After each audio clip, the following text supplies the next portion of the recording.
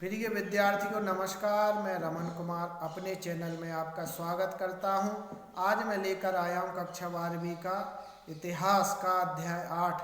तो इस अध्याय 8 का नाम है किसान, जमींदार और राज। तो पिछले एपिसोड में हमने इस पाठ से 2 अंक के प्रश्नोत्तर पढ़ेंगे। शेष प्रश्नोत्तर आज मैं लेकर फिर से आपके सामने हाजिर हुआ हूँ। तो हमारे चैनल पर बने रहिए। तो अपनी किताब निकाल लीजिए, अध्याय 8। तो उसी पुस्तक से मैंने ये प्रश्नोत्तर बनाए हैं। तो मैंने पिछले वीडियो में यहाँ तक पढ़ाया था मुकद्दम या मंडल से आप क्या समझते हैं। फिर अगला प्रश्न आता है कि पंचायत का खर्चा कहाँ से होता था और कहाँ पर खर्च किया जाता था। तो पंचायत का खर्चा कहाँ से आता था, कहाँ से चलता था, कहाँ पर खर्च किया जाता था। तो पंचायत का खर्च के बारे में बताइए। तो उत्तर आता है कि पंचायत का खर्चा गांव के आम खजाने से चलता था, जिसमें प्रत्येक व्यक्ति अपना सहयोग करता था। तो पंचायत का खर्चा चलाने के लिए प्रत्येक व्यक्ति से सहयोग लिया जाता था। तो उस खजाने का उपयोग समय समय पर गांव का दौरा करने वाले, कर वसूल करने वाले अधिकारियों की खातिरदारी में होता था। और जब बाढ़ जैसी प्राकृतिक आपदाएं आती थी तो उससे निपटने के लिए इस खजाने का उपयोग होता था और सामूहिक कार्यों के लिए भी होता था। तो सीधी सी बात है, पंचायत का खर्चा कहाँ से आता था। तो पंचायत का खर्चा प्रत्येक व्यक्ति अपना सहयोग करता था, जिससे एक खजाना होता था, उसमें सभी व्यक्तियों का सहयोग होता था। अब कहाँ पर किया जाता था। तो पहला पॉइंट है, जो गांव का दौरा करने वाले, कर वसूल करने वाले अधिकारी थे, उनकी खातिरदारी में खर्च किया जाता था। नंबर दूसरा, बाढ़ जैसी जो प्राकृतिक आपदाएं आती थी उनसे निपटने के लिए खर्च किया जाता था। और सामूहिक कोई कार्य करवाना है उसमें खर्च किया जाता था। फिर अगला प्रश्न है, पंचायतों को कौन से अधिकार प्राप्त थे, या ग्रामीण क्षेत्र की पंचायतों में किस प्रकार की दंड व्यवस्था थी, या इनको दंड व्यवस्था में कौन से अधिकार दिए गए थे। तो उत्तर आता है कि पंचायतों को जुर्माना लगाने और समुदाय से निष्कासित करने जैसे गंभीर दंड देने का अधिकार था। तो यहाँ पर स्पष्ट है कि पंचायत यदि कोई अपराध करता था तो या तो उस पर जुर्माना लगाते थे या फिर उसको समाज से निष्कासित का अर्थ होता है बाहर, समाज से बाहर निकाल देते थे। तो इस प्रकार के दंड देने का पंचायत को अधिकार था। तो इसके तहत दंडित व्यक्ति को गांव छोड़ना पड़ता था और इस दौरान उसे अपनी जाति और पेशे को भी छोड़ना पड़ता था। तो जिसको दंड दिया जाता था उस व्यक्ति को गांव छोड़ना पड़ता था, जाति और पेशे को भी, पेशे का अर्थ है अपना जो व्यवसाय होता है उसको छोड़ना पड़ता था। फिर अगला प्रश्न आता है, विद्यार्थियों के कृषि समाज में महिलाओं के क्या कार्य होते। जो खेतीहर समाज था, जो खेती कार्य करता था, किसान थे, उसमें महिलाओं का क्या सहयोग था, महिलाएं क्या कार्य करती थी। तो कृषि समाज में महिलाएं और मर्द कंधे से कंधा मिलाकर खेतों में काम करते थे। मतलब महिलाएं भी व्यक्तियों के साथ बराबरी का काम खेतों में करती थी, मिलकर करती थी। मर्द जब हल चलाते थे, व्यक्ति हल चलाते थे, तो महिलाएं बुआई करती थी, निराई करती थी, कटाई करती थी। इसके साथ साथ पकी हुई फसल का दाना निकालने का काम भी करती थी। तो इस तरह से महिलाएं बराबर काम करती थी, पुरुषों के बराबर कार्य करती थी। फिर अगला प्रश्न आता है कि समसामयिक रचनाओं में जंगली शब्द का प्रयोग किस अर्थ में लिया गया। तो उस काल की जो रचनाएं थी, उस काल में जो रचनाएं हुई हैं ग्रंथों की, तो उसमें एक शब्द आया है जंगली। तो जंगली शब्द का प्रयोग किसे किया गया, किसे जंगली कहा गया या किस अर्थ में लिया गया। तो उस काल में जंगली शब्द का प्रयोग किन लोगों के बीच किया गया। तो उत्तर आता है कि इस काल में जंगली शब्द का प्रयोग ऐसे लोगों के लिए होता था जिनका जो गुजारा जंगल के उत्पाद, शिकार और स्थानांतर खेती से होता था। तो यहाँ पर स्पष्ट किया गया है, जंगली उन लोगों के लिए किया जाता था जिनकी गुजर बसर, जिनकी खेती बाड़ी या व्यवसाय नहीं था, उनका पेट का पालन पोषण, भरण पोषण, जीवन का गुजारा जंगलों से होता था। जैसे जंगलों से निकलने वाले उत्पाद हों, या शिकार खेलना, या झूमिंग कृषि, स्थानांतरित कृषि, तो इनसे जिनकी गुजर बसर होती थी तो उनको ही जंगली शब्द का प्रयोग किया गया। जैसे भील, तो भील जंगल में रहकर ये कार्य करते थे, इसलिए भीलों को जंगली शब्द का प्रयोग किया गया। अब यहाँ पर प्रश्न आता है कि जंगल से कौन कौन से उत्पाद निकलते थे और उन कौन कौन से उत्पादों का, जंगली उत्पादों का व्यापार होता था। तो जंगल में निम्नलिखित वस्तुएं उत्पन्न होती थी जंगलों से, जैसे शहद है, मोम है, लाख की बहुत मांग थी। तो शहद की मांग थी, मोम और लाख, तो इनका व्यापार होता था। लाख जैसी कुछ वस्तुएं तो 17वीं सदी में भारत की निर्यात की जाने वाली प्रमुख वस्तुएं थीं। तो उस समय भारत की निर्यात की जाने वाली लाख प्रमुख वस्तु थी। हाथी भी पकड़े जाते थे उस समय और बेचे जाते थे, तो जंगलों से हाथियों का व्यापार भी होता था। प्रश्न आता है जमींदार कौन थे। स्पष्ट है कि मुगल काल में ऐसे लोग जिनकी कमाई तो खेती से आती थी लेकिन कृषि उत्पादन में सीधे हिस्सेदारी नहीं करते थे, उन्हें जमींदार कहते थे। मतलब कृषि उत्पादन में वह शामिल नहीं होते थे, खेती के कार्य में शामिल नहीं होते थे, लेकिन उनकी कमाई खेती से ही होती थी, उनको जमींदार कहते थे। यह लोग अपनी ज़मीन के मालिक होते थे। सीधी बात, जमींदार का अर्थ है ज़मीन का मालिक होना। तो ये ज़मीन के मालिक थे, इनकी कमाई तो खेती से होती थी, लेकिन कृषि उत्पादन में सीधे हिस्सेदारी नहीं करते थे, मतलब दूसरों से ही खेती करवाते थे। अगला प्रश्न है मिल्कियत किसे कहते हैं। अथवा आता है कि जमींदारों की समृद्धि की वजह क्या थी। मतलब जमींदार इतने धनवान क्यों थे, इसकी वजह क्या है, इसका कारण क्या है कि इतने समृद्ध थे। या मिल्कियत किसे कहते हैं। मिल्कियत का अर्थ होता है जायदाद, जमीन जायदाद। तो जमींदारों के पास विस्तृत व्यक्तिगत जमीन होती थी, बहुत विस्तार से विस्तृत जमीनें होती थी इनकी, इसे ही मिल्कियत कहा गया है। तो इसी कारण अधिक समृद्ध होते थे। मिल्कियत जमीन पर जमींदार की निजी इस्तेमाल के लिए खेती होती थी। तो जो मिल्कियत जमीन होती थी उस पर जमींदार की निजी प्रयोग के लिए खेती की जाती थी। अब अगला प्रश्न आता है कि मुगल काल में भू राजस्व प्रणाली की क्या व्यवस्था थी। तो मुगल काल में आइए देखते हैं भू राजस्व प्रणाली के बारे में आप क्या जानते हैं। तो भू राजस्व प्रणाली के किस प्रकार के इंतजाम हुए। तो जमीन, उत्तर आता है कि जमीन से मिलने वाला राजस्व, जो राजस्व का अर्थ होता है कर या टैक्स, तो जमीन से जो टैक्स या कर मिलता था, राजस्व मिलता था, वही मुगल साम्राज्य की आर्थिक बुनियाद थी। तो मुगल साम्राज्य का प्रमुख आय का साधन थी भू राजस्व।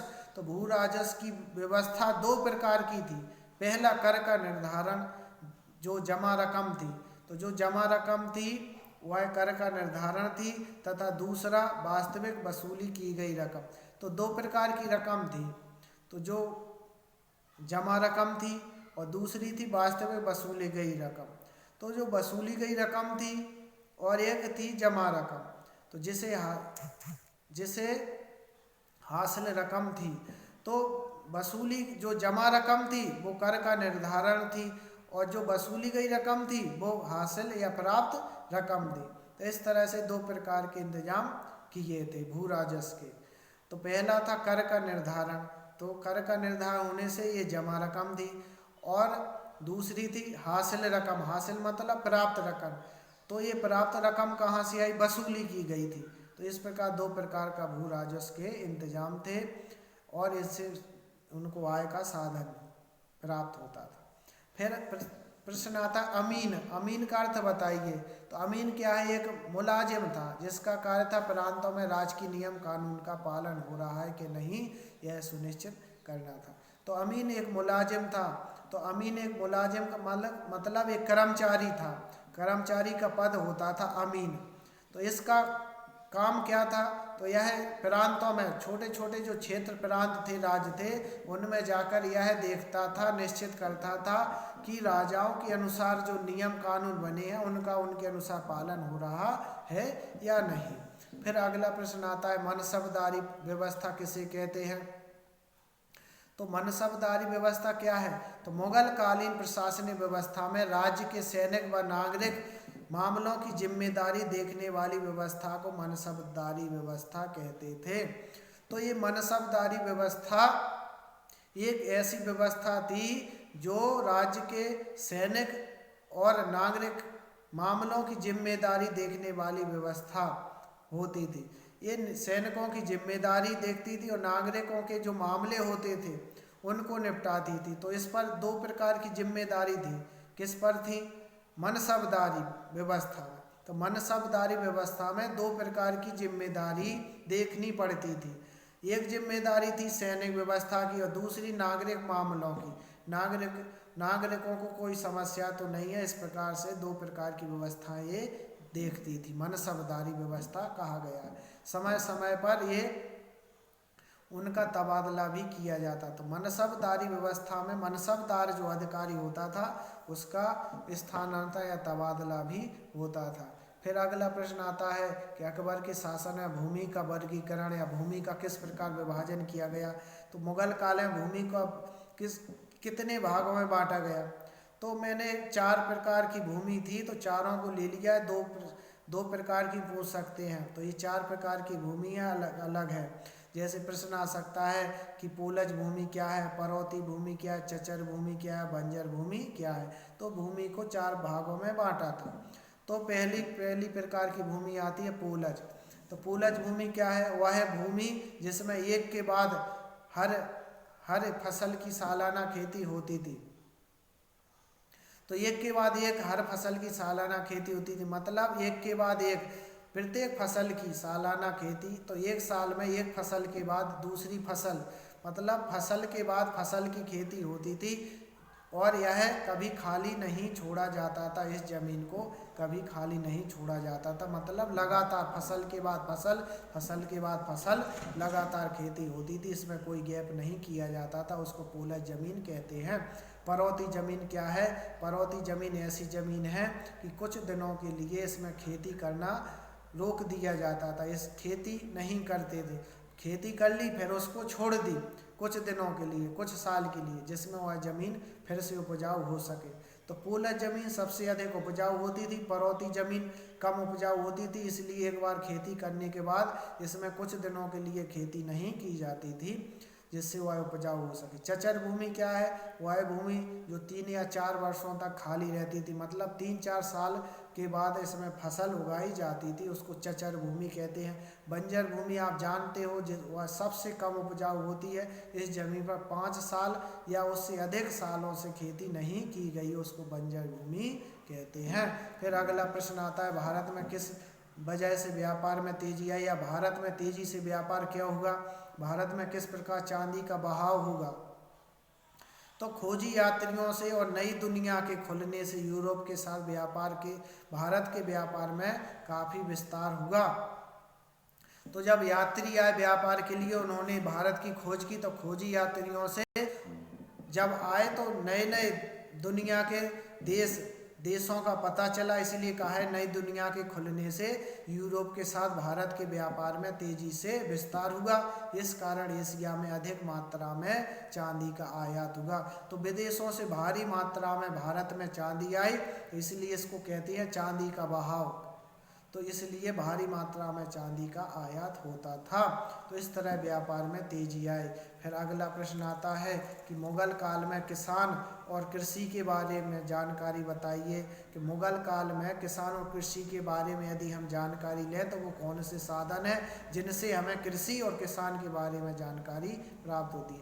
तो मुगल काल के कृषि इतिहास को जानकारी के लिए या समझने के लिए कौन कौन से साधनों की तलाश हुई। तो वे कौन से साधन हैं जिनसे मुगल काल की खेती और किसान के बारे में जानकारी प्राप्त होती है। तो उत्तर आता है कि ग्रामीण समाज के क्रियाकलापों की जानकारी हमें उन लोगों से नहीं मिलती है जो खेती में काम करते थे। इस कारण 16वीं और 17वीं सदियों के कृषि इतिहास को समझने के लिए वे ऐतिहासिक ग्रंथ और दस्तावेज हैं जो मुगल दरबार की निगरानी में लिखे गए। तो मुगल काल के कृषि इतिहास को समझने के लिए वे ऐतिहासिक ग्रंथ और दस्तावेज हैं जो मुगल दरबार की निगरानी में लिखे गए थे। तो यहाँ स्पष्ट है कि ऐसे ग्रंथ जो मुगल दरबार की निगरानी में लिखे गए थे उनसे हमें 16वीं और 17वीं सदी के कृषि इतिहास की जानकारी प्राप्त होती है।